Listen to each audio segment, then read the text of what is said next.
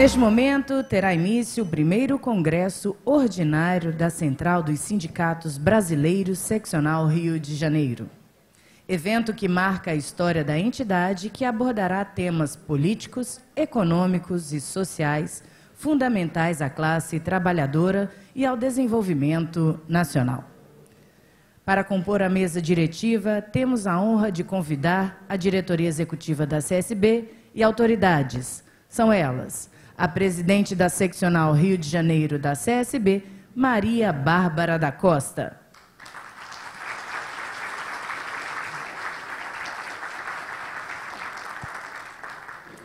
A vice-presidente nacional da CSB, Lígia Maria Sampaio.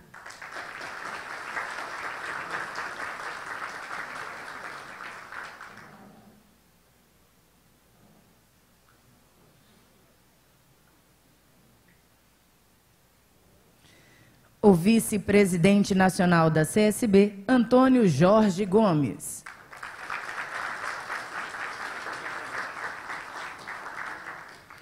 O secretário dos Trabalhadores Autônomos da CSB, Antônio Fernandes.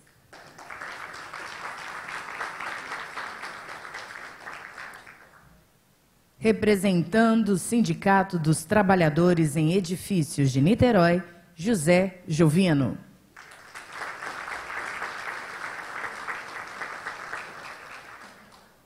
O presidente do Sindierge, Claudenis Cunha.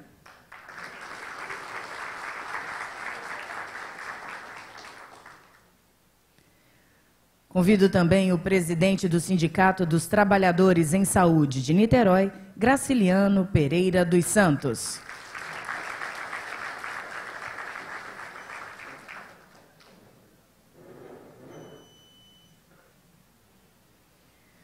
A secretária de Saúde do Trabalhador da CSB, Janaína de Menezes Souza.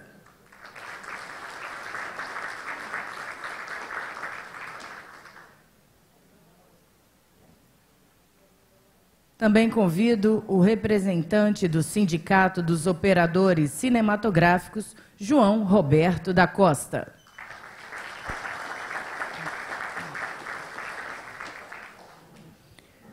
Convido ainda o presidente da CTB, Ronaldo Leite.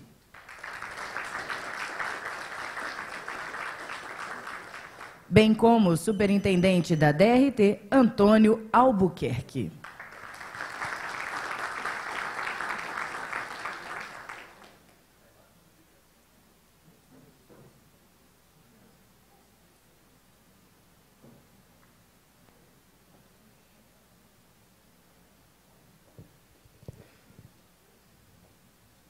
Senhoras e senhores, para iniciarmos oficialmente a cerimônia, convido a todos os presentes para, em posição de respeito, ouvirmos a execução do hino nacional.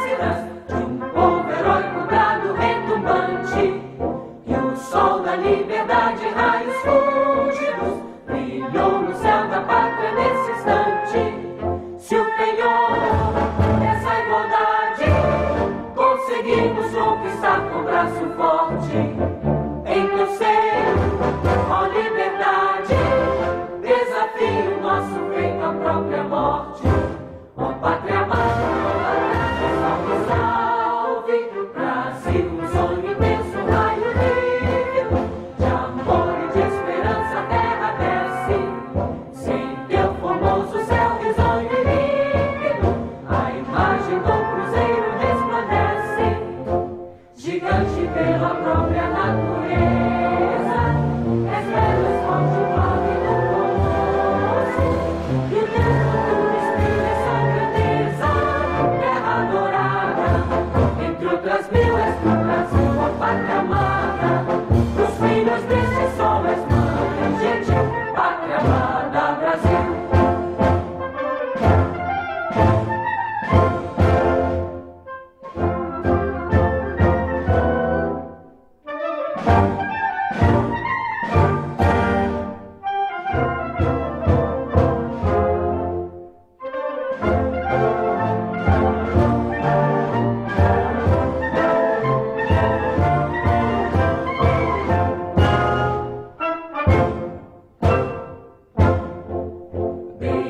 Dourado, eternamente imenso, esplêndido, ao som do mar e à luz do céu profundo. Fulguras, ó Brasil, florão da América, iluminado ao sol do novo mundo. Do que a terra mais garrida, que os risonhos lindos campos têm mais flores, nossos bosques têm mais vida, nossa vida no teu seio mais amores. Ó pátria mãe, salve, Brasil de amor eterno seja sempre o lama do teus tentas estrelado, e digo verde louro desta flâmula, mas no futuro e glória no passado.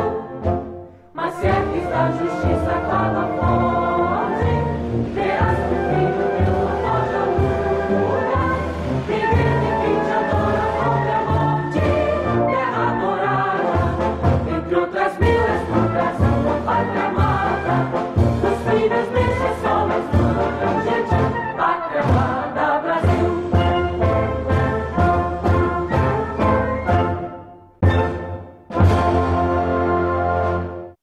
Vou começar a minha fala por hoje, por tudo que hoje ouvi no Senado, nosso presidente Antônio Neto, defendendo como defende sempre a classe trabalhadora.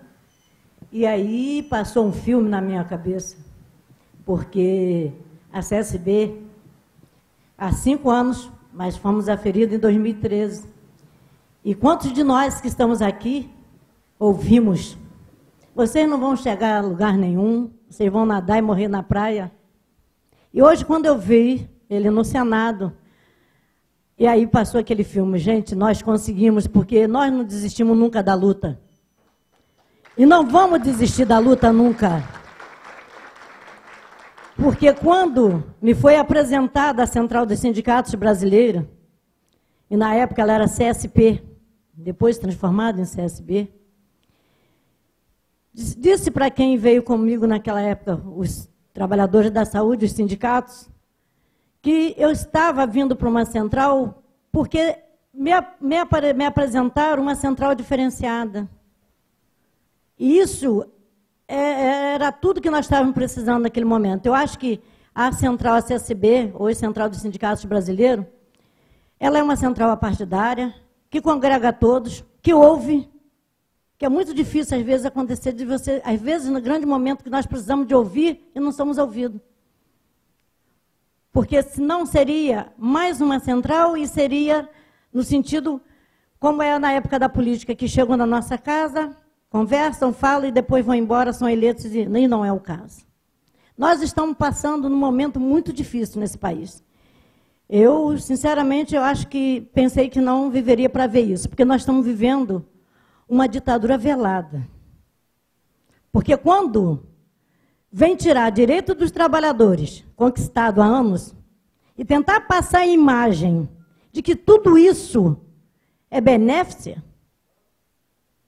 eu acho que nós estamos voltando, se isso acontecer, se nós, enquanto trabalhadores, se nós não começamos a conscientizar os nossos, a nossa volta, o vizinho, independente de ser sindicalista ou não, e para dentro das igrejas, seja ela todos os credos, para conscientizar aonde você perde, o que você tem e o que você vai deixar de ter. É isso que eu acho que nós temos que começar a fazer. E trazer o povo para a rua, sim. E temos que colocar, porque esse de estar dizer que a voz do povo é a voz de Deus, sim, e nós temos que fazer isso, sim, porque senão nós seremos engolidos. E nós não podemos deixar que direitos que foram conquistados sejam surrupiados. Porque é muito cômodo chegar no governo e dizer reforma trabalhista, reforma da Previdência. Para mim, a reforma trabalhista, ela é a reforma da degola. E a reforma da Previdência é o do pé na cova. Porque não vai conseguir chegar a aposentar. Dificilmente. Pedágio, nós já pagamos pedágio demais. Assim que se abre uma estrada, alguém visualiza, vamos botar um pedágio ali. E aí eu tenho que pagar pedágio para me aposentar? Nós temos que pagar pedágio? Não. A mulher trabalhadora, nós já temos, nós mulheres, nós já temos várias tarefas. Trabalhamos em casa, cuidamos de filho, tem uma série deles. E aí, com a reforma trabalhista, as mulheres, mais uma vez, saem perdendo. Já ganha menos 30%, é tanto menos disso. Aí vem os memes, que são memes. Lá em São Paulo, faz os manos e as minas. Nós temos memes, os maias e o marum. Eu tenho o maia daqui, o maia de lá e o marum. São os memes, os emes. Para mim não falar outra coisa, são os emes. Enfim, eu acho assim, que dia 24 está aí, ocupa Brasília. Eu tenho quase que, assim, todos não vão poder estar lá, mas que cada um faça no seu município, traga o seu companheiro e começa a fazer esse movimento. Porque aí, isso sim, isso vai começar a dar volume. Eu sei que nem todos vão poder estar lá em Brasília. Mas quem for para lá sabe que o barulho... E é isso que nós temos que fazer, porque nós temos que mostrar para eles que nós ainda temos a força. Nós, trabalhadores, nós estamos aqui na luta. E digo mais, desesperar jamais. A música diz isso. Desesperar jamais. Aprendemos muito nessa vida. Nós não vamos nadar e morrer na praia, não. Esse papinho dele segue. Eu não me interessa porque eu não vou ser candidato mais. Mas normalmente tem um agarrado neles ali, seja filho ou neto, que vem para a política. Ele pode. O seu Moreira dizer que não vem, o seu Temer dizer que não é candidato, que o governo impopular é o melhor para fazer as reformas. Nós é que vamos dizer se essa reforma vai passar ou não vai passar. Nós temos, só nós podemos fazer isso. E nós não vamos permitir nenhum direito a menos aos trabalhadores brasileiros. Chega! Nós cansamos de tanta... Olha, todos... Vem político, sai político, vai político, e tudo que eles fazem, não fazem... Quando fazem tanto assim para beneficiar o trabalhador, você pode estar certo que a boca de buíca, que antigamente aqueles carros boca de buíca, ele vem para puxar. É dessa forma. É dessa forma. Então, nós, enquanto representantes que estamos aqui, todos nós que estamos aqui somos trabalhadores.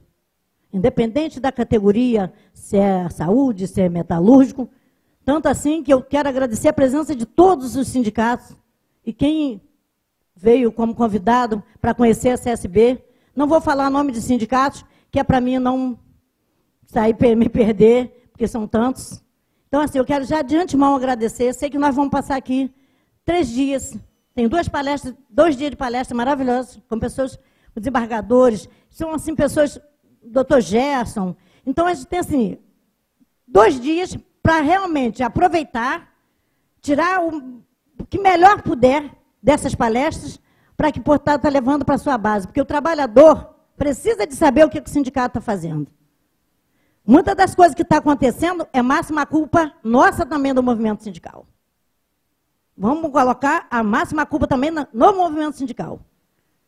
Que ao longo dos anos vem acontecendo e nós fomos deixando a coisa e vai. E aí agora está aí nós também estamos agora passando esse sufoco. Se antes, agora nós estamos vendo que a coisa está preta, a coisa está feia. Mas nós também temos que ter a nossa máxima culpa. Eu acho que o trabalhador precisa mais da presença do sindicato na base, nas portas de fábrica, nas portas dos hospitais. Tem que estar lá. Eu acho que o presidente, a diretoria tem que se unir mais e levantar da cadeira e ir para a luta. E buscar e conquistar esse trabalhador. Estão falando no imposto sindical? Tudo bem. Tá tudo bem? Não é tudo bem. É a estrutura que nós vamos ter, é o imposto sindical. Mas nós não vamos deixar se levar por isso, porque para mim é uma cortina de fumaça. Tipo assim, vocês vão enfrentar a reforma, vai Previdência, então nós vamos ali em cima, o que é? É o imposto sindical. Para mim isso é manobra. Para que o trabalhador, porque os representantes que lá estão cedam. Mas não vamos ceder por conta de dizer que o imposto sindical vai terminar, não. Nós temos que ir para cima deles. É partir para cima deles com tudo. Dentro de uma razão, Não vamos sair quebrando tudo, porque não é isso. Claro, lógico, evidente, se bater, tem que bater também, que a gente também não vai ficar, não é assim também, né? Também não é assim. Mas nós precisamos de realmente começar a repensar o movimento sindical. As diretorias, se eu reunir mais, o sindicato não é de 1, 2, 3 ou 4. Porque eu conheço pelo menos a diretoria, da grande maioria, que eu represento, eu estou presidente da Federação de Saúde do Estado do Rio de Janeiro, tem 20 na diretoria. E não é mais por conta de estabilidade sindical, porque só 7. Então, acho que assim, acho que tem que começar a fazer esse encontro. Encontro com os outros sindicatos também. Vamos unir dentro do nosso município. Eu, Maria Bárbara da Costa, estou presidente da Federação dos Auxiliares Técnicos de Enfermagem. Estou aqui também representando a Confederação Nacional dos Trabalhadores na Saúde. E estou presidente da CSB, Central dos Sindicatos Brasileiros. Isso, se eu estou aqui, eu agradeço à diretoria, que já estava, quando eu cheguei, já existia uma diretoria, na pessoa do presidente Cirneio Braga. E os outros todos têm que agradecer que me acolheram. Que me acolheram.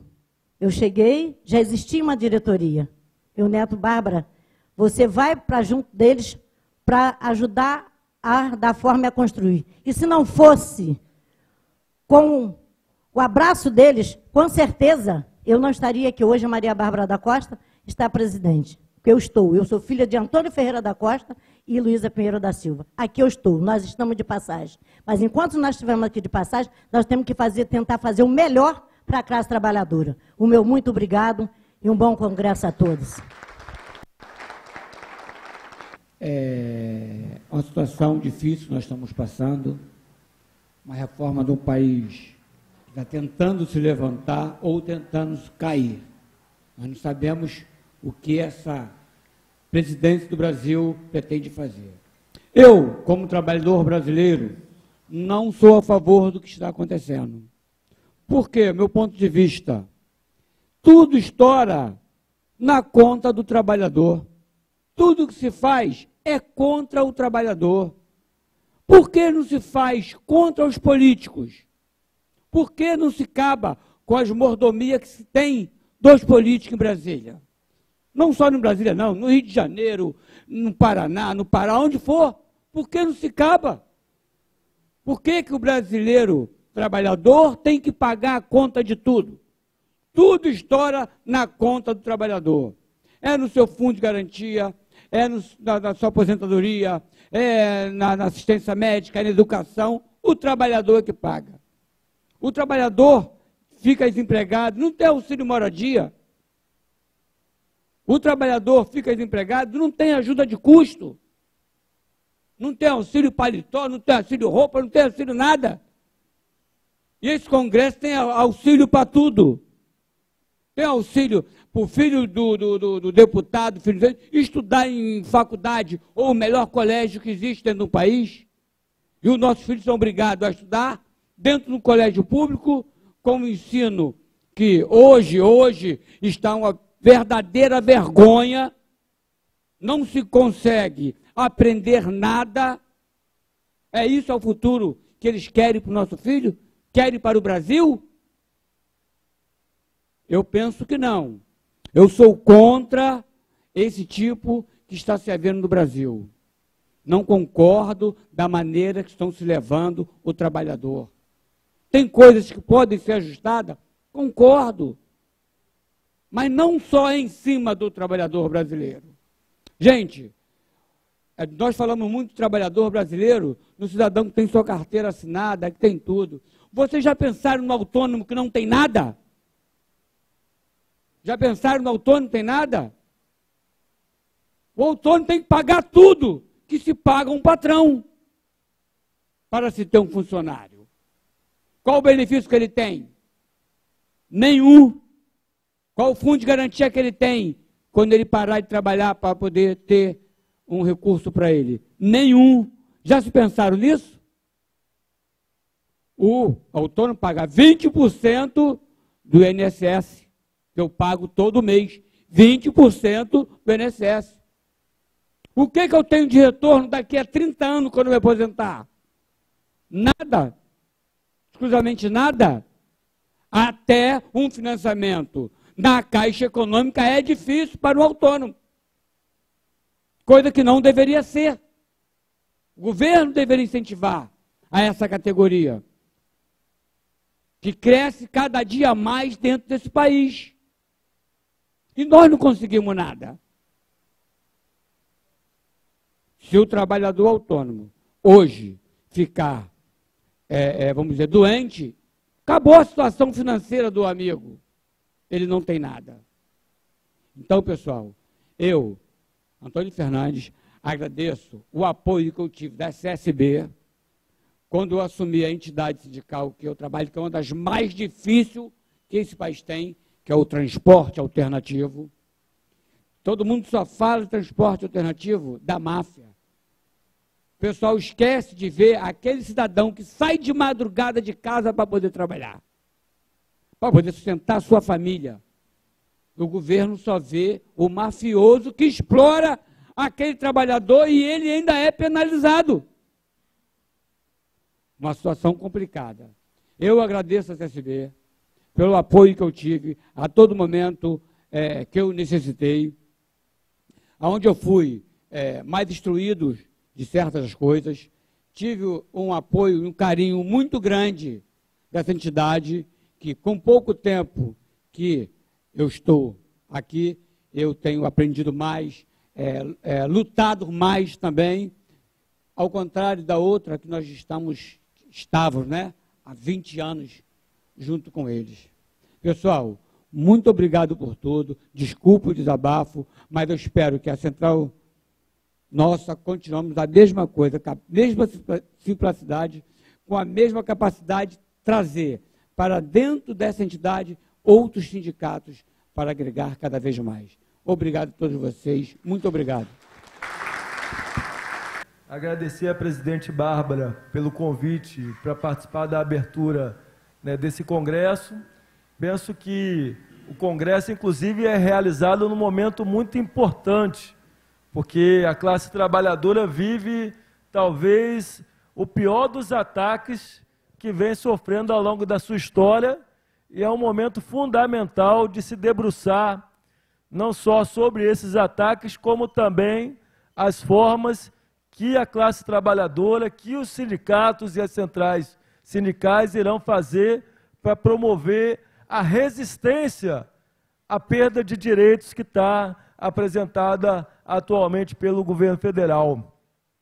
A reforma da Previdência e a reforma trabalhista são, no nosso entender, os mais duros ataques que a nossa classe trabalhadora vem vivendo.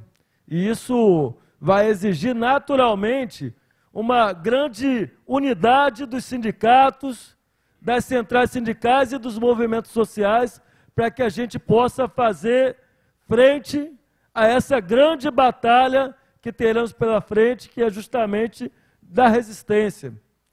Penso que, né, essa unidade, Bárbara, já vem, né, mais recentemente se construindo, acho que de forma muito positiva, né, centrais que têm, obviamente, suas diferenças, nós compreendemos, mas que se unificaram nessa grande luta contra a reforma da Previdência.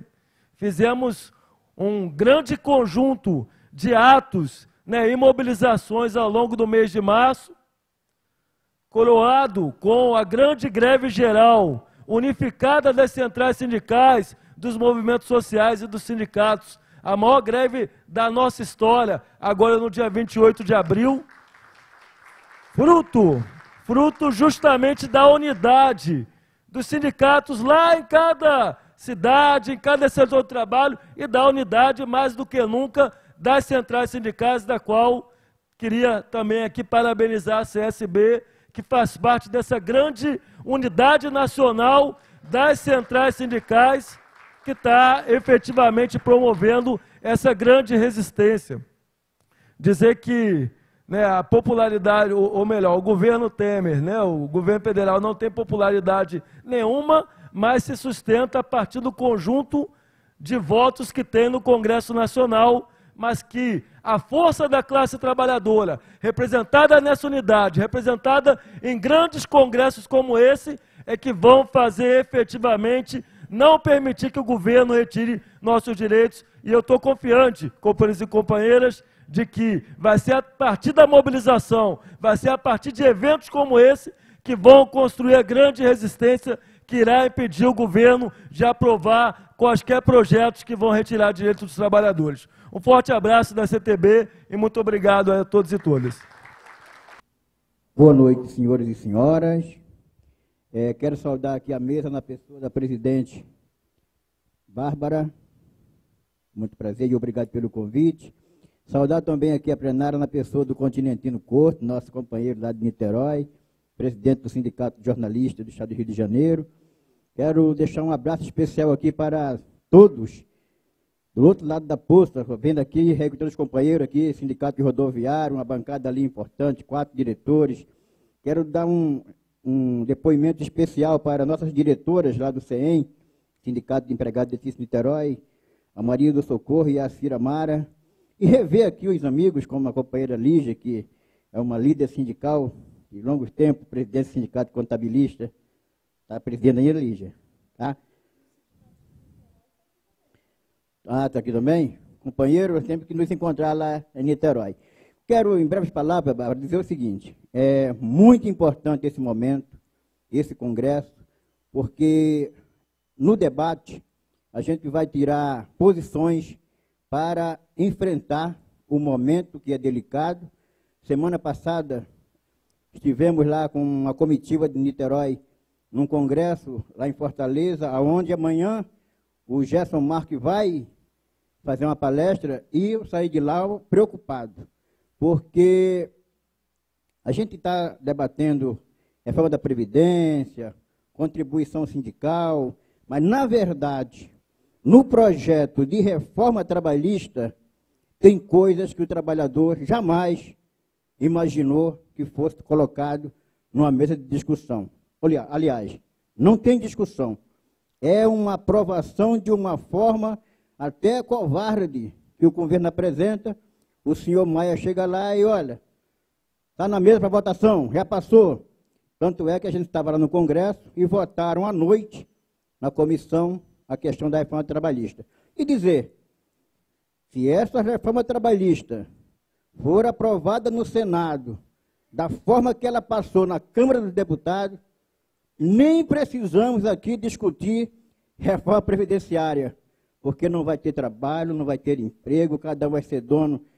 Somando-se a isso, a terceirização. Então, cada um é dono do seu PJ. E eu estou dizendo isso porque a minha vida, Bárbara, é aprender por onde eu ando. E tiveram lá, além do procurador, Gerson Marques, tiveram lá, juiz do Tribunal do Trabalho. Eles detalharam para a gente o que tem dentro da reforma trabalhista. Então, eu acho que esse momento, Bárbara, é fundamental para que essa unidade que o nosso companheiro Ronaldo falou, essa unidade das centrais, do movimento sindical, das federações, confederações, seja definitivo para dizer não a essa reforma, a esse golpe contra os trabalhadores. Não podemos esquecer tudo, né? Isso é até um discurso de um companheiro nosso aqui do Rio, tudo que está aqui, né? Construído, arrumado, organizado, né? Tudo isso vem do labor, do nosso trabalho. E esse trabalho, ele não pode ser tratado da forma que o governo, diga-se de passagem, ilegítimo, está propondo para a gente. Muito obrigado, desejo a todos sucesso nesses 3 dias de debate.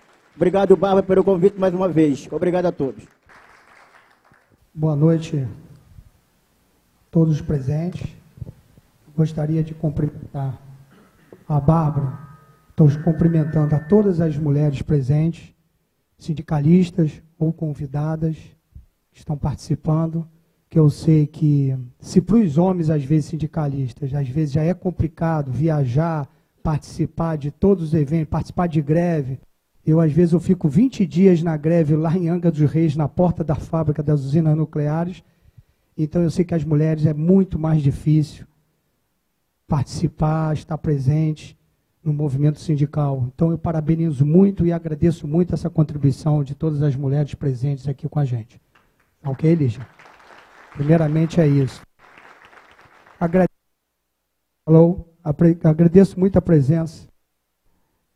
Cumprimento a todos à mesa, cumprimentando o presidente da CTB do Rio de Janeiro. Colocou muito bem as suas palavras, endosso todas as palavras. E agradeço muito a sua presença. Seria muito importante as centrais realmente estarem unidas. Cada uma tem as suas diferenças, mas tem uma palavra que não é diferente de nenhuma delas. Se chama trabalhador. Essa é a palavra que a gente tem que realmente buscar e defender sempre. Todas as centrais, todos os sindicatos têm que estar unidos nisso. Bárbara, as suas palavras foram razões, emoções. Eu senti que você estava emocionada, porque eu sei a sua luta nesses anos aqui para montar essa CSB. Já veio ela um pouco articulada, montada, realmente uma luta, uma pessoa que já nos deixou, que batalhou muito, muito inteligente, que se chama Luiz Sérgio. Tá? Eu acho que é uma pessoa que foi muito importante para nós estarmos hoje aqui. Não podemos esquecer isso. Tá ok? Alô, o Neto deve estar chegando aí também. Agradecer muito ao Neto, que realmente, junto com o Luiz Sérgio, fez crescer com a sua responsabilidade, seu discurso, com a sua amizade, todos os estados aqui presentes, e montar essa grande central sindical a nível nacional e agora atingindo esse congresso regional. Nós temos muito trabalho daqui para frente. E endosso todas as palavras do Jovino, todos que ainda vão vir, todos o pertinente a todos esses assuntos que nós estamos passando, que estão querendo realmente passar o cerol nos trabalhadores, tirar os direitos. Eu não vou muito alongar nisso, que todos já falaram com as palavras muito bem apropriadas.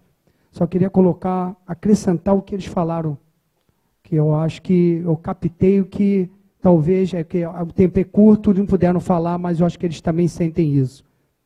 Nós não temos só a questão do governo executivo, não temos só o legislativo, mas o judiciário também está batendo na gente muito, gente. Não podemos esquecer os 3 poderes. Olha, são coisas que o TST, o STJ, tá?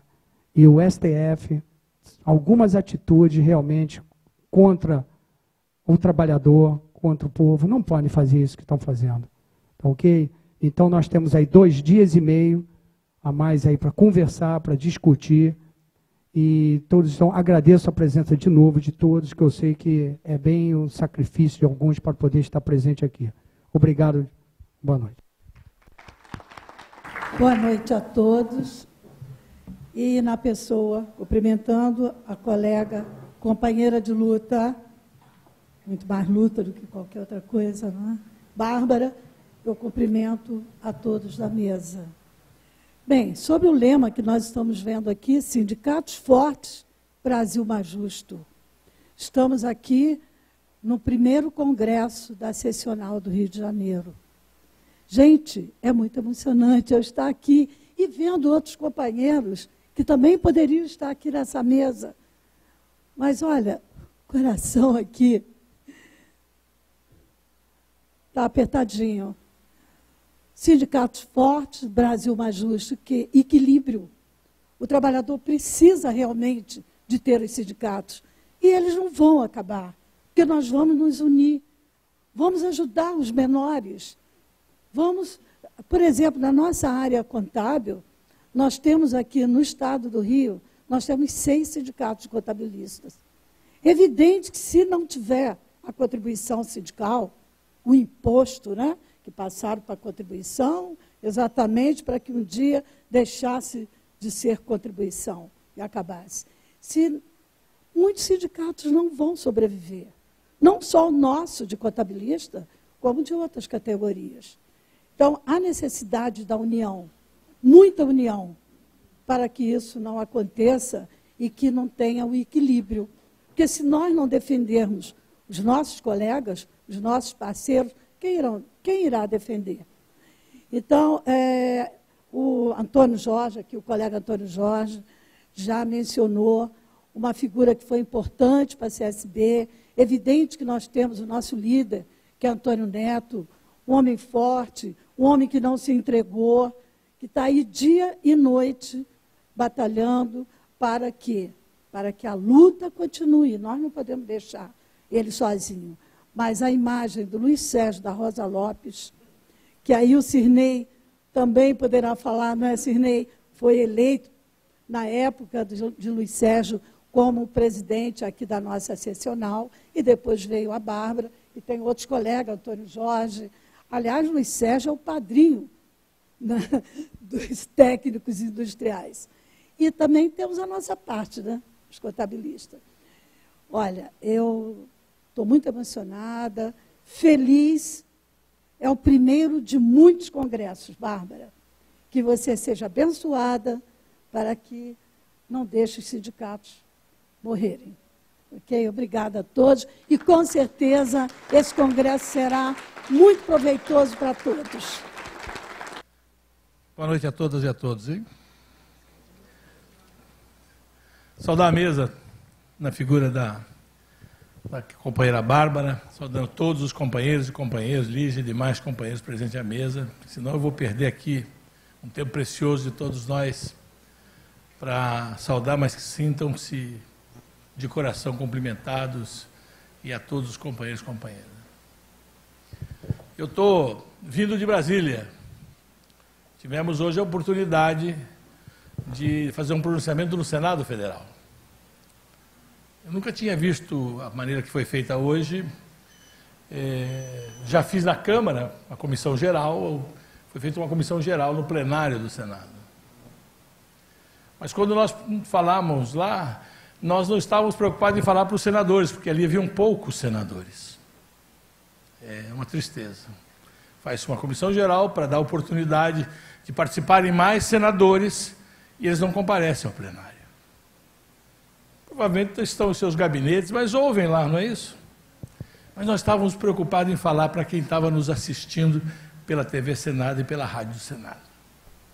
Para ver se a gente conseguia botar um pouco de indignação na cabeça da população brasileira, dos trabalhadores, das representações sindicais, do momento político que nós estamos vivendo.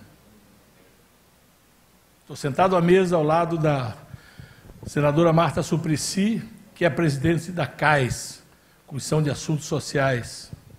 E ela dizia, precisamos achar alternativas, Neto, porque vai aprovar aqui. Então, vejam vocês, dia 28 nós fizemos uma paralisação bonita no Brasil inteiro, maior dos últimos 30 anos. Parece que não foi suficiente. Querem aprovar a toque de caixa, sem debater, uma reforma trabalhista, que começa com 7 ou 8 itens e vira 200 alterações da CLT e 100 artigos da CLT. E todos, como vocês viram aqui no desenho que nós estamos soltando hoje, é a primeira vez que passa, né, Alessandro? Mas dia 24 tem uma nova mobilização nacional. No próximo dia 24, vamos fazer Ocupa Brasília. Vamos ver se conseguimos colocar lá, entre todas as centrais, movimentos sociais, colocamos lá uns 100 mil pessoas para dizer pesadamente ao Congresso Nacional que nós somos contrários a esse projeto.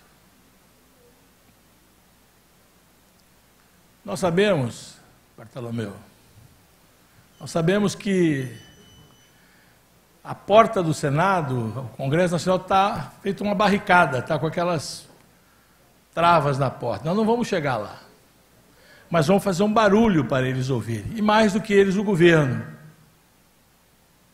porque poderemos ter que fazer outras ações. Vocês viram que o final do desenho diz que quem vota não volta. Essa é uma consigna que nós lançamos para dizer, olha, preste atenção no que você está fazendo. Dependendo do que você faça, a resposta vai ser dada daqui a um ano, nas eleições de 2018. E, acima de tudo, é bom nós termos claro que, embora façamos a mobilização lá, em Brasília, importante é pressioná-los aqui. Sinei, nós vamos ter que acampar na porta desses nossos deputados federais, na porta da casa desses nossos senadores, para dizer alto e bom som para eles: olha, faça não. Pode ser a gota d'água. Pode ser a gota d'água. Nós sempre pugnamos por movimentações pacíficas, mobilizações autênticas, todas essas coisas, mas a paciência da classe operária, a paciência do povo tem limite. É um escárnio, é uma desfaçatez a maneira com que está sendo tratada a história da legislação de proteção social, de proteção de direitos dos trabalhadores. Então eu fico muito feliz de vir aqui, ó, na corrida, vir aqui ver o nosso congresso. É o primeiro congresso seccional nosso, não é isso? Estava dizendo para a Lígia ali, tá bonito demais, hein? Tá bonito demais. Está com a nossa cara, não está, Lígia? Não foi isso que nós falamos? Estamos de parabéns. Quando nós, na reunião da executiva, apontamos lá 8 datas, esta é a terceira data cumprida. E diferente de qualquer congresso, vocês vão sentir esses 3 dias aqui, viu, Eli? Você vai sentir isso aqui nesses 3 dias. Esta central tem compromisso de qualificação dos seus dirigentes, da preparação dos seus dirigentes, para o enfrentamento do que vier.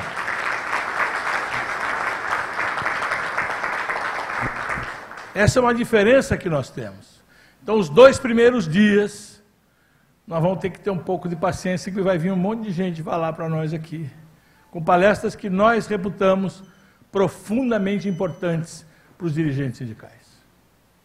E no terceiro dia, faremos uma festa aqui.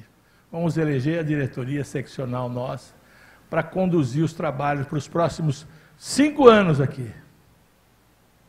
Organizar os trabalhadores, os sindicatos, preparar as direções, ajudar a mobilizar a população para enfrentar isso que nós vimos nesse desenho aqui. Nós temos responsabilidade. Já somos a 5ª central. E temos 5 anos. Já somos a 5ª. Crescendo. Mais de 730 sindicatos. Para ser exato, hoje estava com 736. 7? Mais um. O que significa isso?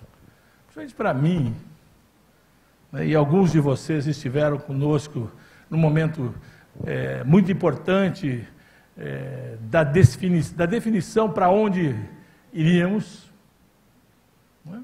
Quando nós decidimos conversar com o saudoso Luiz Sérgio, que eu estava ali ouvindo aqui, quando cheguei, a Lígia estava falando dele. Quando viemos uma delegação até a federação, discutir com ele a possibilidade de utilizarmos a CSP como uma válvula de escape para reconstruir uma central com os objetivos, princípios e valores que nós defendíamos. Que o primeiro deles, o mais importante, que foi o motivo do racha, quando abandonamos a falecida, é a questão do aparelhamento partidário. Nós queremos construir uma central, estamos construindo ela, sem você ter assim, uma ligação, dizer a central é do partido tal, como são outras que aqui estão. Nós não, nós temos gente de todos os partidos e partido não nos interessa para dentro da central. Eles são importantes, é bom ter claro isso. Olha agora, quando nós vamos para Brasília conversar com os deputados, eles fogem para tudo quanto é canto. Parece que quando um gato chega no meio de uma rataiada que foge para tudo quanto é lado. Parece que são. E ficam dizendo assim, não, e nós não podemos, nós não encontramos os nossos representantes. Olha a responsabilidade. Sindicato é a última trincheira da classe operária, onde não tem nada, como está acontecendo agora, a trincheira somos nós, somos os sindicatos. Mas sindicato não faz lei. Quem faz lei é representante no parlamento, e para ser representante no parlamento tem que estar em partido político.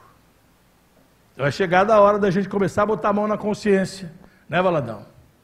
Olhar para lá e dizer o seguinte, olha, quem é o deputado que nós vamos chegar lá e tem compromisso conosco? Compromisso com a CSB, com os sindicatos da CSB, com a classe operária, com os trabalhadores. Quem são? Vamos listar aqui. Foge pela mão. E eu estou escolado, posso falar de cátedra. O deputado que eu pedi voto, o deputado que eu alavanquei os votos para ele, me traiu. Não só votou contra, a classe operária votando a favor dessas medidas que estão aí, como sendo líder do PMDB, orientou voto e até tentou fazer fechamento de questão. Eu posso olhar para o olho dele e dizer, Baleia Rossi, você está mais para a baleia azul, porque você está fazendo um suicídio político contra a classe operária quando você volta contra os trabalhadores. Eu posso dizer isso para ele, olhando nos olhos dele. E digo, para que a gente tenha claro, que embora pertençamos a um partido, quando ele nos abandona, a gente não tem que ter vergonha de meter-lhe o dedo na cara e cobrar-lhes. Olha, pedi voto para você. A próxima eleição eu vou pedir voto contra você. Eu vou dizer para todo mundo que em você não podemos votar. Nada mais justo. O velho Guarino, meu falecido e saudoso pai, dizia, vivendo e aprendendo. Você tem que experimentar. Parecia um jovem promissor, filho de um ex-deputado federal, Wagner Rossi, que tinha compromisso com a classe operária, com os trabalhadores do antigo MDB. Esse claudicou no primeiro momento que nós precisamos dele. Por isso, talvez, o ano que vem a gente tenha que ter deputados ligados à central, saindo das nossas hostes, saindo dos nossos sindicatos, e todos nós juntos, organizados, elegê-los, para que a gente possa ter representante, que a gente bata na porta dele e ele possa nos encaminhar dentro da casa e, acima de tudo, fazer com que aquilo que nós precisemos, ele esteja do nosso lado.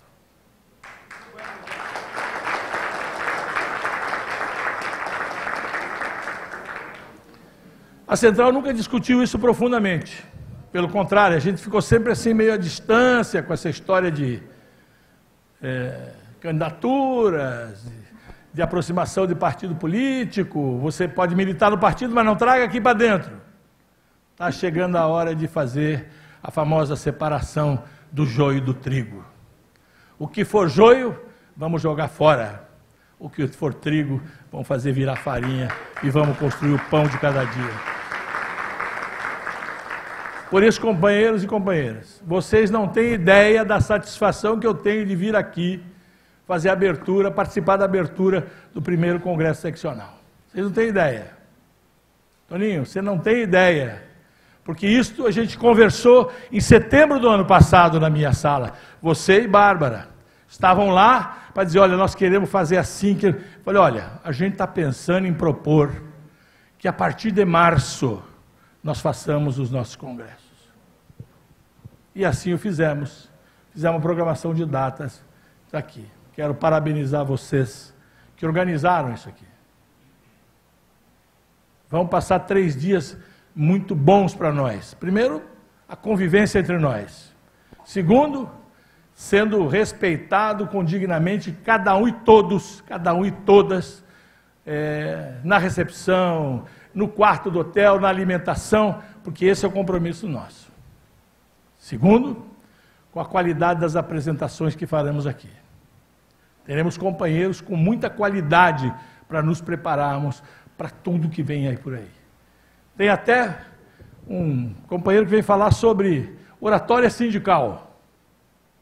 Um professor de oratória. Responsável por isso é Maria Bárbara. Primeira vez que eu trouxe para cá, não é verdade? Eu trouxe para cá um curso de negociação. Ela disse, Neto, negociação é importante, negociação é bom, mas o povo está querendo oratória. Não é isso, Bárbara? Então, quando nós ouvimos esse companheiro dando uma palestra para nós sobre oratória sindical lá em Santa Catarina, a gente já disse para a programação, teremos que estar... Vem aqui, Alessandra. Aqui é tudo entre companheiros. Opa! Para todos os congressos. Então, ele falou em Santa Catarina, falou lá no Ceará, vem falar aqui, falará no Paraná semana que vem e assim sucessivamente. Ou seja, companheiros, nós estamos cumprindo aquilo que dissemos quando muitos de vocês estavam no Congresso Nacional. Ou seja, vamos fazer a diferença. Pode demorar um pouquinho, né? Mas eu aprendi também quando era jovem que paciência é a arma do revolucionário. A gente só tem uma, é a paciência. Não adianta. Então, acima de tudo, parabenizar quem organizou, dizer que essa central ela é diferente, é comprometida. Hoje fizemos uma intervenção no Senado, que quando terminei tive a honra de me emocionar de ver senadores presentes se levantarem e me aplaudirem de pé. Mas não pela minha intervenção, mas pelo conteúdo do que nós representamos. Denunciamos o retrocesso, a raiz escravagista que está dentro desse projeto, a ira, o ódio e a raiva com que senadores e deputados têm contra o movimento sindical, contra a classe operária, contra os direitos dos trabalhadores. Essa é a nossa visão. É incrível. Todo o problema do mundo, em especial os problemas do Brasil, está aqui. Somos nós, movimento sindical. É a legislação trabalhista. Esquecem eles de toda a roubalheira, de toda a corrupção, de toda a patifaria que eles promovem. Cabe a nós organizar a classe operária, os trabalhadores, o povo brasileiro, para dar um basta a tudo isso e sairmos desse sufoco. Já tivemos sufocos piores. Já enfrentamos baioneta, já enfrentamos tanque de guerra. Não vai ser agora que vai nos calar. Então, companheiros, tenhamos aqui 3 dias, a partir de amanhã, 3 dias fantásticos. Eu ficarei, acho que todos os 3 dias, não sei. Vou ficar os 3 dias? Vocês vão me aguentar 3 dias aqui. Vocês vão ver. Bom, convidamos para dar uma palestra magna aqui, na abertura de vocês, uma pessoa que tem falado em vários cantos e tem sido muito bem recepcionado a sua palavra. Tive a honra de conhecê-lo há muitos anos atrás no Conselho de Desenvolvimento, ele ministro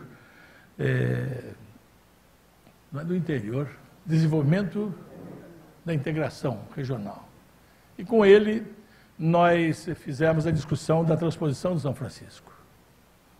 E depois, outras tantas vezes, mas a primeira vez que eu conheci ele ministro da Fazenda.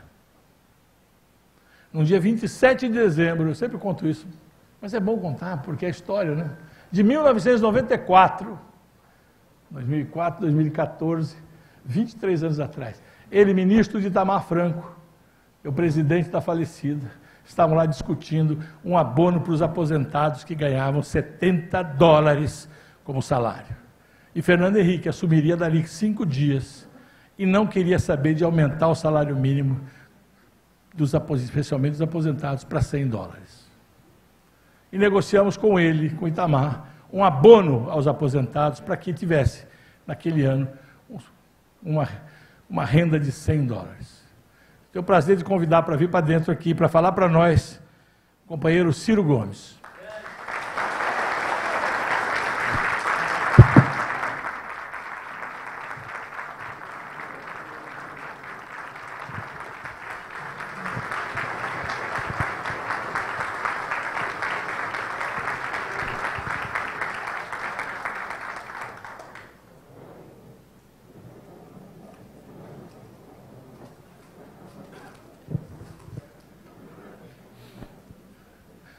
numa deferência especial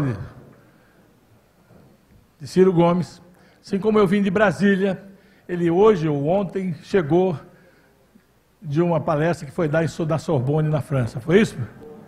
Ontem. Chegou hoje? É. Ciro, fizeram comigo, vou fazer com você.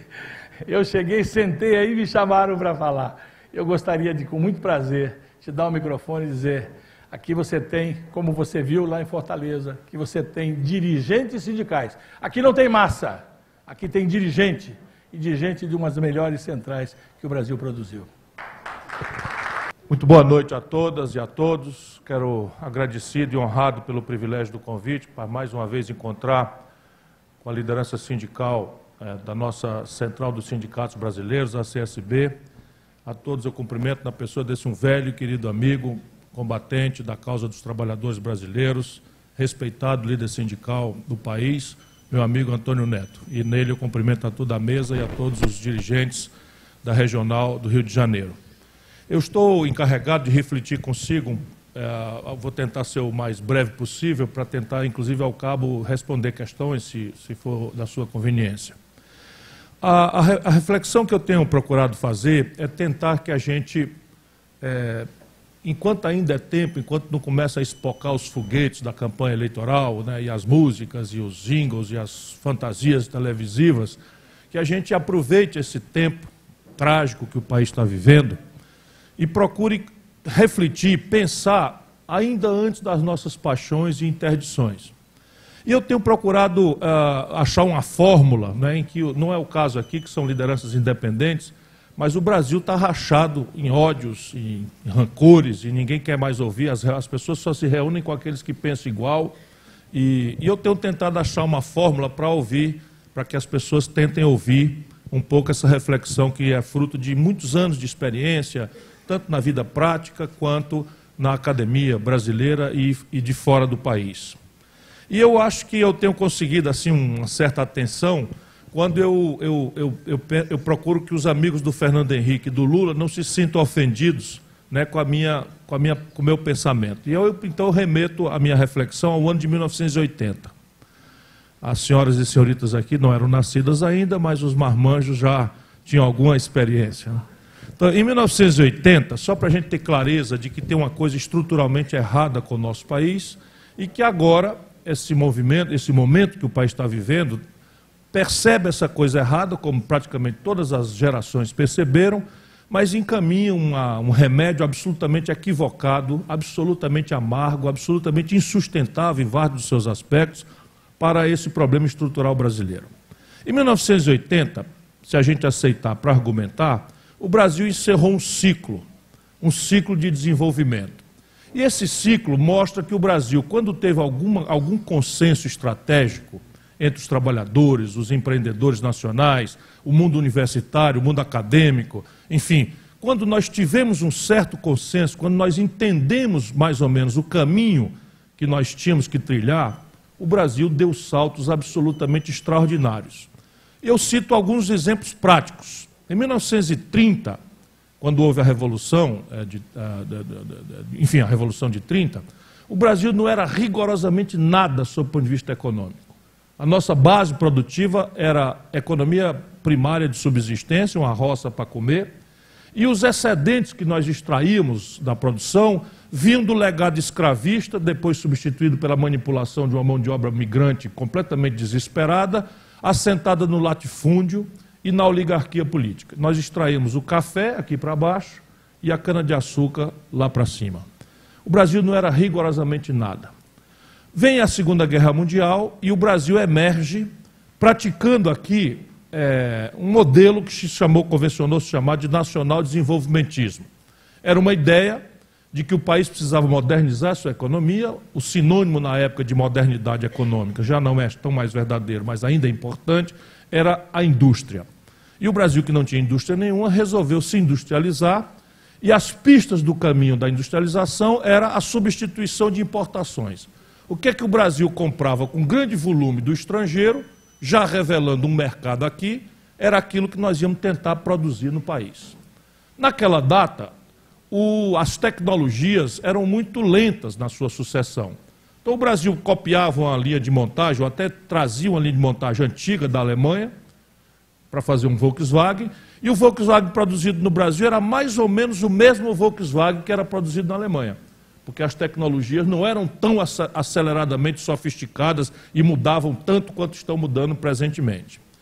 E eu não estou contando essa história senão para a gente entender o Brasil contemporâneo e as pistas do problema, da compreensão do problema e, evidentemente, as soluções que a gente vai ter que equacionar juntos, os trabalhadores e aqueles que temos responsabilidade com a vida comunitária da nossa nação. Para consertar esse projeto estratégico de industrialização, duas coisas tinham que ser resolvidas, né? A primeira era, de onde vem o dinheiro? E o Brasil, naquela data como hoje, adiava eternamente o conflito político de construir o que os economistas chamam de formação bruta de capital, ou seja, de construir a poupança nacional, de construir o capital brasileiro para financiar isso. Naquela época, então, dado que nós não quisemos fazer a tarefa que é politicamente complicada, arriscada, é preciso tirar dinheiro de quem tem muito para poder redistribuir financiando essas estratégias, isso sempre será difícil, mas no Brasil tem sido tradicionalmente muito mais difícil do que, por média, por aí afora. Nós, então, resolvemos criar uma dívida. Na época, não parecia tão estúpida a ideia, porque os capitais estrangeiros eram de muito longo prazo e muito barato. Eu andei estudando esses capitais, né? O contrato médio do Brasil tomou dinheiro emprestado ao longo dos anos 50, 60 e ainda dos anos 70, tinha 3 anos para pagar, a gente tomava o dinheiro emprestado hoje, tinha 3 anos de carência para começar a pagar, 12 anos para pagar em prestações, o empréstimo, e era um juro médio de 3% ao ano. Então pensaram da época, qual é o erro? Eu tomo $1 bilhão emprestado, com 3 de carência, 12 para pagar e 3% de juro ao ano, abro uma companhia siderúrgica nacional aqui em Volta Redonda, abro a Petrobras, abro a Eletrobras, abro a Telebrás, abro etc, etc. Quando vier a carência, acabou, o investimento já amadureceu, o faturamento de 1, 2 anos de qualquer uma dessas grandes empresas estatais, mais do que pago o que eu estou devendo para o estrangeiro. A primeira grande decisão que tem a ver com os nossos problemas de hoje foi tomada. Cria-se uma lógica de financiar o desenvolvimento brasileiro com o dinheiro dos outros. E a outra grande questão era que o Brasil não ia nascer uma indústria pisando no pé da indústria multinacional que vendia para cá, se essa competição fosse imediatamente aberta. Jamais ia nascer uma indústria no Brasil, porque a indústria estrangeira não ia deixar nascer um concorrente aqui dentro. Não é? Então ela ia vender até mais barato do que custa produzir para não deixar nascer um concorrente num mercado sempre potencialmente importante como é o mercado brasileiro. Nasce a ideia então de fechar a economia brasileira debaixo de uma redoma de proteção à concorrência internacional. Esse modelo que eu estou resumindo aqui muito aceleradamente, ele produziu o Brasil que temos aí fora para o bem e para o mal. Para o bem, o Brasil transformou-se na 15ª economia industrial do mundo. Não é a China o maior fenômeno do desenvolvimento mundial, que aí já está, inclusive, claudicando, não vai conseguir bater o recorde brasileiro. É do Brasil a experiência, é dos brasileiros, a raça brasileira, produziu o mais acelerado, veloz e complexo experimento de desenvolvimento industrial da história do capitalismo mundial.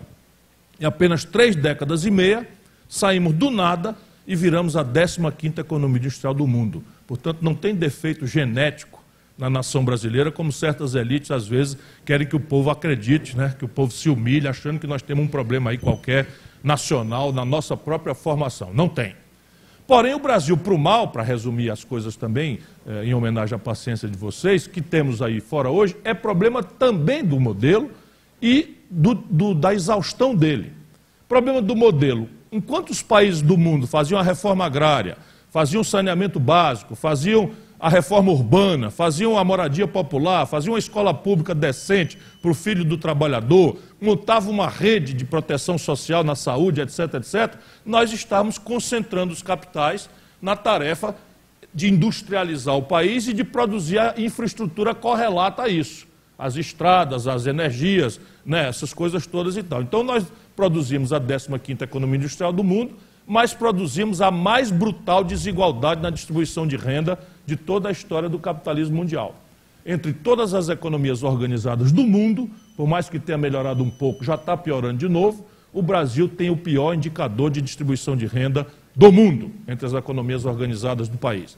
Nos hiperurbanizamos em apenas 35 anos, nós éramos uma sociedade rural.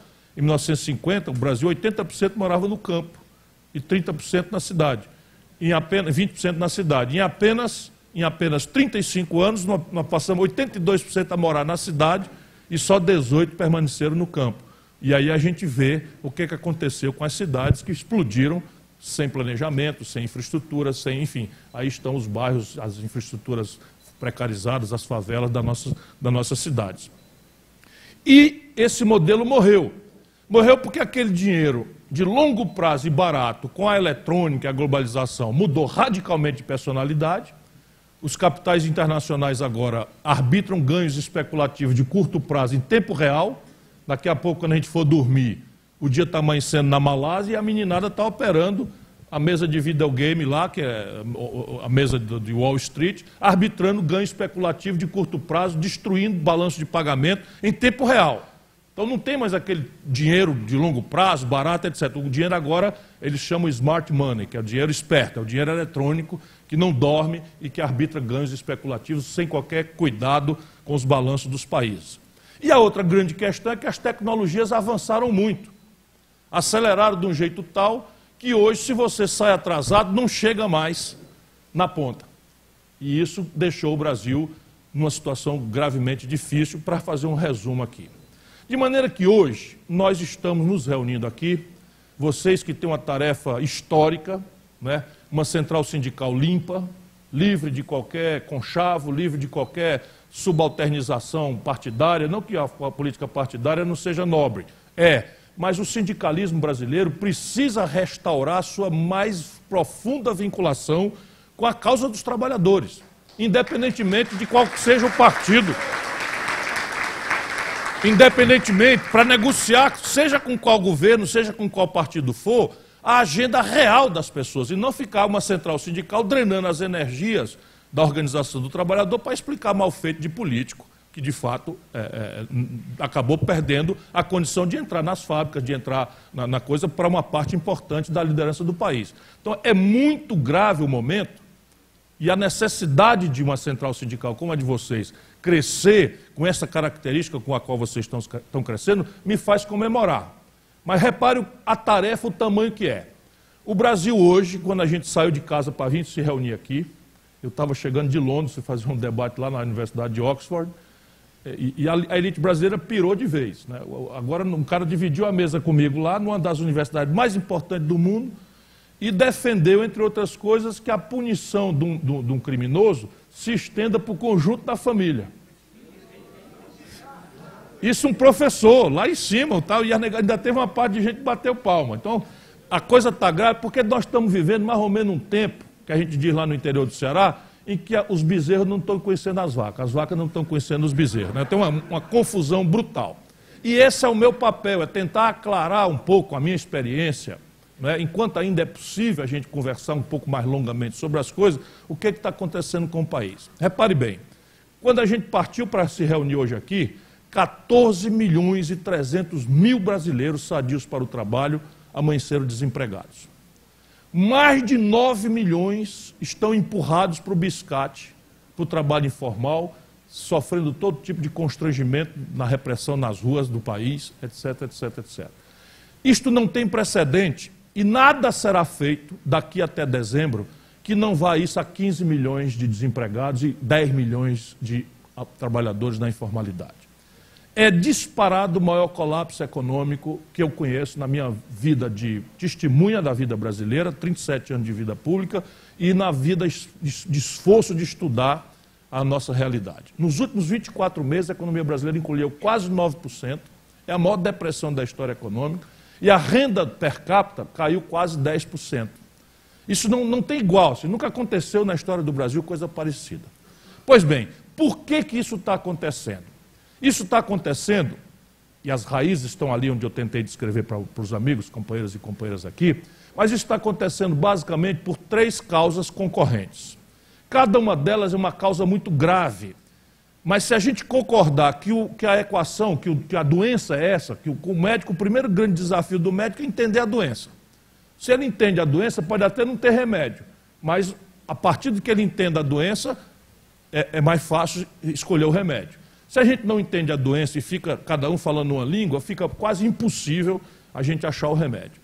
Pois bem, a apresentação das 3 razões, eu não vou apresentar por ordem de importância. Tanto faz apresentar A, B ou C, B ou A. Mas vamos lá. Primeira grande causa, o colapso do passivo das empresas nacionais brasileiras. Você tem 40 anos de juros exorbitantemente altos, né? A característica dos anos 80 para cá, com pouquíssima oscilação, é que o Brasil praticou durante essas 4 décadas, e segue praticando hoje, a maior taxa de juros do mundo. E aí a gente tem que ajudar o nosso povo a entender, porque isso não é conversa de economista. A conversa do juro é assim: se a taxa de juro que o governo paga por um papel do governo é mais alta do que o lucro médio da economia real, a economia para. Simples de entender. E a gente precisa ajudar o nosso povo a entender que isso é um assunto popular. O Brasil tem uma taxa de juros que é muito acima da média do lucro da roça, muito acima da média do lucro do comércio, muito acima da média do lucro das indústrias. E aí dá-se a seguinte situação: se eu tenho dinheiro, por que eu vou botar numa roça, num balcão de comércio ou numa indústria, se eu botar o mesmo dinheiro no papel do governo e levo mole um lucro maior, sem trabalhar, sem dar um emprego a ninguém, sem pagar imposto, sem lidar com o fiscal, sem risco nenhum, garantido pelo dinheiro público? Porque quando deu quebra, o dinheiro público pagou. Lá no Marca-Fonte Sindan, do senhor Fernando Henrique, o PROE, tudo isso foi bilhões, e agora no governo americano. Na crise de 2008 foram trilhões de dólares pagos do dinheiro público. Então é o grande liberalismo. Lucro é do empreendedor, do empresário, e prejuízo espeta na conta da negada, né, do povão que sofre todo tipo de coisa. Mas o grande problema brasileiro não é que eu tenho dinheiro, o grande problema brasileiro é que eu não tenho dinheiro. E aí como é que eu vou tomar dinheiro emprestado para abrir um negócio que vai me dar um lucro menor do que eu vou ter que pagar para o banco no fim do mês? Percebe? A economia para. E é isso que está acontecendo. Até pouco tempo atrás, nós tínhamos uma economia que os economistas chamam de oligopolizada, ou seja, a concorrência aqui dentro era muito pequena. Era assim, 3 fábricas de automóvel, 4 fábricas de automóvel, fazia um jantar em São Paulo, combina e faz ali uma brincadeira de 10 real, de 50 real de diferença, mas todo mundo passa o juro para o lombo do consumidor. Com o mundo mudando, né, a economia sendo contestada de fora para dentro com a tal globalização e a negada sabendo como é que as coisas são lá fora, está ficando impossível empurrar esses custos para frente. Então, desta vez, as 300 maiores empresas brasileiras de capital nacional, que são publicados os balanços, no último trimestre, que se encerrou em dezembro, não reuniram, não fizeram caixa para pagar a dívida vencida no mesmo período. Então, aqui está a primeira grande causa, o colapso passivo das empresas nacionais brasileiras pelo absurdo do juro. Cabe aqui um parênteses. Ora, se eles estão vivendo isso, por que eles estão do lado da coisa errada? E aí a gente precisa entender para ajudar, porque o que tem acontecido na história brasileira? O empresário, na empresa, ele sente que a coisa está errada. Ele conversa um com o outro, ele sabe que a coisa está errada. Mas quando ele apropria o excedente da empresa de qualquer jeito e bota no banco o dinheiro, ele ganha muito dinheiro no juro. Então a empresa perde, mas ele ganha muito dinheiro. Então o que ele faz? Ele deixa esse perde-ganha como se fosse sem jeito, na casa do sem jeito, e passa a exigir da política a pressão sobre os outros custos da competição dele. O custo do salário, o custo da previdência, o custo dos tributos, que são essenciais para pagar a saúde pública, a educação pública, a segurança pública, que já funcionam mal e porcamente. Então, isso nós precisamos aclarar. Mas aqui está a primeira grande causa. A segunda grande causa desse desastre que o Brasil tem de estagnação econômica tem a ver com a estrutura que o país tem vivido, especialmente do Plano Real para cá. Eu ajudei a fazer o Plano Real, e o Plano Real era uma coisa muito séria, mas muito precária. A gente tinha ali a ideia de fazer uma coisa por 6 meses, 7 meses, e em seguida o novo governo, o novo Congresso, entraria numa dinâmica de corrigir as coisas em bases estratégicas. E a tragédia do Brasil é que trocaram um projeto de nação por um projeto de poder, de um partido só, de uma pessoa só, e aí ficaram fazendo aquilo que era precário, mais sério, como se fosse definitivo. Uma das coisas altas é o juro. A outra é o desequilíbrio estrutural que nós produzimos nas contas do Brasil com o estrangeiro. De novo, isto daqui nós temos que ajudar o nosso povo a entender, porque isso aqui é dramaticamente popular. Não é que a gente compre dólar. A gente está lá na televisão, está no rádio, o cara diz assim, a taxa de câmbio hoje está em 3,11. A gente ouve por aqui, sai por ali, quer saber da notícia policial, do final do capítulo da novela e tal. Mas não é assim que as coisas funcionam. A gente não compra dólar, mas a gente come pão e se tiver uma folguinha, come uma pizzazinha no domingo, com a família. Pão e pizza é trigo. O Brasil não produz trigo com suficiência. Portanto, nós temos que comprar trigo do estrangeiro e pagar com dólar. Se eu precisava de $1, de R$1,75 no fim do governo Lula, para pagar $1 de trigo, e eu passo a pagar, na crise do governo Dilma, R$4, quando a Dilma caiu, pelo mesmo dólar de trigo, o preço do pão e da pizza sobe. Eu não compro dólar, mas eu como remédio. Como nós abrimos mão de ter uma política industrial e de comércio exterior, uma política nacional de ciência e tecnologia, tudo na mitologia de que o mercado é que vai resolver as coisas, nunca aconteceu isso na história do mundo, não é que o mercado não seja ruim, não. O mercado tem virtudes importantes, mas nunca foi o mercado capaz de resolver a equação do desenvolvimento de nação nenhuma. É preciso que o mercado seja regulado, que seja coordenado com o governo empoderado e que haja um planejamento estratégico e se corrija as distorções. Isso é a experiência humana. Volto a dizer, depois a gente briga ideologicamente, mas agora vamos botar nossa cabeça, um tutano, né, para pensar um pouquinho. A gente não compra dólar, mas compra remédio. 80% dos remédios que nós tomamos, que nossos filhos tomam, são importados do estrangeiro.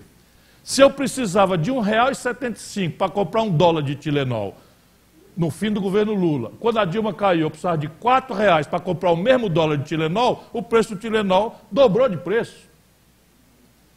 A gente não compra dólar, mas anda de ônibus. O preço do ônibus é fundamentalmente diesel. O Brasil cometeu a estupidez que está se agravando agora de adotar uma política de vender petróleo bruto barato para o estrangeiro e comprar óleo diesel, gasolina refinado do estrangeiro com dólar. Então eu não compro dólar, mas eu ando de ônibus. Se eu precisava de R$1,75 no fim do governo Lula para comprar $1 de óleo diesel e eu passo a precisar de R$4 para comprar o mesmo dólar de diesel quando a Dilma caiu, o que acontece é que o preço do diesel sobe, o preço da passagem sobe. E assim nós estamos vendo esse país com essa questão estrutural, sensível, grave, não é? Que todo dia está se agudizando. Só para vocês terem uma comparação, a proporção da indústria brasileira na nossa riqueza global hoje voltou ao valor de 1910. O Brasil hoje tem a proporção da indústria na sua economia o mesmo tanto que era em 1910. E quando o Brasil cresce qualquer merdinha, qualquer besteirinha, 2% ao ano foi a última vez que nós crescemos, apresenta-se um buraco na conta em dólar do Brasil com o estrangeiro de 124 bilhões de dólares, com B de bola. Qual é o resultado prático disso? Quando se apresenta um desequilíbrio muito grande no dólar, o preço do dólar em real sobe. E aí o preço do real subindo, o preço do real em dólar subindo, os preços do remédio, da passagem de ônibus, da pizza, de tudo sobe. Porque nós estamos com a economia completamente internacionalizada. 80% do valor de um carro produzido no ABC de São Paulo ou em Betim, Minas Gerais, 80% do valor dele são trazidos do estrangeiro, em dólar. Que a gente bota ali uma coisinha mais ou menos e tal, mas a mecatrônica, tudo aquilo que é elétrico, a suspensão não sei de quê, vem tudo do estrangeiro. 80% do valor de um carro rodando na rua do Brasil já são importados do estrangeiro. Então essa é outra razão pela qual o Brasil está impedido de crescer. Terceira razão, o colapso das contas públicas. Só para vocês terem uma ideia, quando o velho Geisel, mais ou menos, estava ali com o Figueiredo terminando a ditadura, nós estávamos investindo 2,5% do PIB na União Federal. 2,5%, quer dizer, de toda a riqueza que o país tinha, a União Federal estava investindo 2,5%. É um número que internacionalmente é muito razoável. No governo Lula, nós chegamos a investir uns 75%, 1,75% do PIB. Hoje, esse governo que está aí, com esse arroz de PEC 55 e não sei o que e tal, e a receita pública despencando pela depressão econômica, está palavrado, e a gente duvida que vai ser cumprido, que a União Federal vai investir 0,4% do PIB esse ano. É o menor volume de investimento desde a Segunda Guerra Mundial. Se nós olharmos o que está acontecendo, e eu quero dar uma palavra de solidariedade fraterna aos companheiros do Rio de Janeiro, né? Se nós olharmos o que está acontecendo com os estados brasileiros, Rio Grande do Sul quebrado, Minas Gerais quebrado, Rio de Janeiro quebrado, São Paulo já está com gasto corrente acima da receita corrente líquida, e mais 14 estados brasileiros liquidados financeiramente, nós vamos ter que, somando tudo que está planejado para vestir esse ano, vai dar 1,6% do PIB. Só para vocês terem uma proporção, se isso é pouco, muito ou médio, o Brasil vai pagar só de juro para a banca esse ano quase 11% do PIB. Então nós vamos pagar quase 11% de juro e vamos aplicar 1,6% para tudo enquanto do Oiapoque ao Chuí, que o nosso povo precisa, de educação, de saúde, de segurança, de estrada, de moradia, de hospital, de tudo que vocês imaginarem, somando tudo dá 1,6%, se fizerem cumprir o orçamento, que nunca cumpriu. Provavelmente não vai dar nem metade disso. E aqui está a terceira grande razão pela qual o Brasil está proibido de crescer. Ora, eu vou concluir por aqui, porque se a doença é essa, as pistas estão dadas do que é o remédio que nós temos que usar. Parece que o Brasil tem que compreender a necessidade de fazer uma redução dessa taxa de juros. Não há efeito inflacionário nenhum, porque o que está aí posto hoje para o futuro são 3,2% de inflação para o ano de 12 meses daqui para frente, 3,2%, e a taxa de juros está em 11,25%. Se a taxa de juros estivesse, nesse momento, em 5,5%, ela ainda seria consistentemente a taxa de juros real, que é a diferença entre a taxa de juros e a inflação mais alta do mundo, não teria efeito nenhum, mas nós começaríamos a ensinar caminho para quem apropria excedentes da produção, que ao invés de botar no juro, ia caçar marido na construção civil, na roça, ia caçar, né, esposa, né, no serviço, reunindo de novo, reconectando o capital com a produção. Esse é o primeiro grande movimento. Mas você tem um conjunto de outras providências. Para o passivo externo do país, eu fui estudar, e vou dar só um exemplo para vocês, para não cansar vocês muito mais do que a atenção carinhosa que estão dando. Está presente entre nós meu amigo Brizola Neto, ex-ministro, nosso querido amigo. Então, quando o Brasil cresceu aquele nadinha de nada, e deu 124 bilhões de dólares de buraco, eu fui ver onde é que era essa conta. Aí você tem salta assim aos olhos se a gente quiser resolver o problema. Primeiro, 25 bilhões de dólares do buraco na conta do Brasil com o estrangeiro vem da conta de petróleo e gás. Um abraço. Seja bem-vindo. Obrigado. 25 bilhões vem da conta de petróleo e gás. Que o Brasil pode entrar perfeitamente, a Petrobras já está com os planos tudo feito. É a refinaria Prêmio do Maranhão, a refinaria Prêmio do Ceará, é recuperar o Comperj, é fazer os planos de investimento, etc, etc, e autonomizar o Brasil em refino, de maneira que a gente ganha indo e voltando, porque a gente para de importar em dólar e pode exportar em dólar os excedentes agora com valor agregado alto, né? Então você tem o segundo complexo industrial que está com um desequilíbrio profundo, é o complexo industrial da saúde. Só o governo federal esse ano vai importar do estrangeiro 17 bilhões de dólares, gerando emprego, em 80% disso, patente vencida, ou seja, você não tem um desafio tecnológico, você pode pegar uma prótese, uma cama de hospital, uma cadeira de roda, uma bengala, e os remédios, os fármacos, etc, etc, copiar e financiar empreendimentos nacionais em regiões de baixo nível de desenvolvimento, incorporando jovens empreendedores ao mercado da produção e do trabalho, substituindo importações naquilo que o país tem toda a condição de fazer. O terceiro, o complexo industrial do agronegócio. Quando eu me lembro disso, chega a me dar raiva. 40% dos custos de produção da agricultura mais pujante do mundo são importados. 40% dos custos de produção da maior agricultura do planeta são importados. Não há uma fábrica brasileira em real, em contabilidade em real, de agrotóxico, de fertilizante, não há uma fábrica brasileira de implementos agrícolas, nenhumazinha sequer. Nada justifica isso.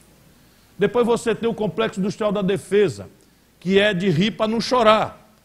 os navios brasileiros, os foguetes, os mísseis, são guiados pelo GPS americano. Ou seja, se a gente sair daqui do Rio de Janeiro para ir para a Amazônia e eles desregularem 2 graus o GPS, nós vamos bater em Angola, na costa da África. Sem se falar que as nossas comunicações militares são processadas por satélites norte-americanos. Parece piada. Era muito melhor, então, não ter defesa, não ter força armada nenhuma, e evidentemente não é isso que eu estou propondo, né? Mas precisamos verticalizar no Brasil esse complexo industrial e esses 4 setores, nós já estamos gastando dinheiro, entendeu? Não é assim, onde é que nós vamos achar o dinheiro? Eu peguei o caminho prático, que eu sou uma pessoa experiente, e onde é que nós já estamos gastando o dinheiro? Onde é que o dinheiro já está ouvindo a conversa, que a gente mudando a regra, fazendo um grande entendimento entre quem trabalha, o mundo do trabalho, e quem produz com percepção nacional, com um governo que conheça, né, a força que tem para impor um rumo estratégico para o país, a gente quase que num passo de mágica supera esses desequilíbrios. E aí o país vai resolver a equação financeira das contas públicas. Porque vocês imaginam, se 14 milhões de brasileiros, mais desempregados e 300, e mais 9 milhões estivessem dentro do sistema produtivo, assim, vamos supor que Deus ajudasse e instalasse o dedo, e amanhã os 14 milhões e 300 mil brasileiros estivessem dentro da Previdência e os 9 milhões de pessoas da informalidade estivessem dentro da Previdência. Vamos falar em déficit da Previdência. Isso não existe mais, num passe de mágica, ela seria brutalmente superavitária. Portanto, evidentemente, o problema não é perseguir mulheres, trabalhadores rurais, pessoas idosas, professores, etc., etc., preservando privilégios. Porque 2% dos beneficiários da Previdência Social brasileira levam 40% do benefício. Eu, Ciro Gomes, estou falando agora para ter moral, nunca falei isso antes, tinha direito a ter recebido, porque fui deputado, fui governador, fui prefeito, com 36 anos eu tinha 3 pensões, 3 aposentos, que me daria aí, com o Supremo Tribunal Federal acabou com o teto, me daria uns 80 mil reais. Eu nunca aceitei receber porque considero uma grave imoralidade, mas agora eu tenho moral para dizer que isso que está se fazendo é uma crueldade inaceitável contra o povo brasileiro.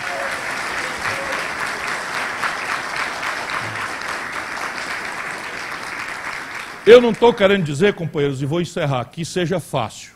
Não estou querendo dizer que seja fácil, porque tudo que está errado, não está errado porque tinha um manual de fazer certo e os caras são tão salafrários que faz tudo errado. Se fosse assim, era mais fácil. Isso aqui tem a ver com confronto de poder. Por isso o país precisa ter um projeto nacional e esse projeto nacional precisa ser partilhado com o conjunto da sociedade para que a gente não dependa do fulano, do cicrano, que se for com ele está tudo bem e amanhã, se ele não puder ser, está tudo mal. Nós temos que incorporar esse projeto da imaginação da liderança comunitária, da liderança sindical, da liderança acadêmica do país e da liderança política.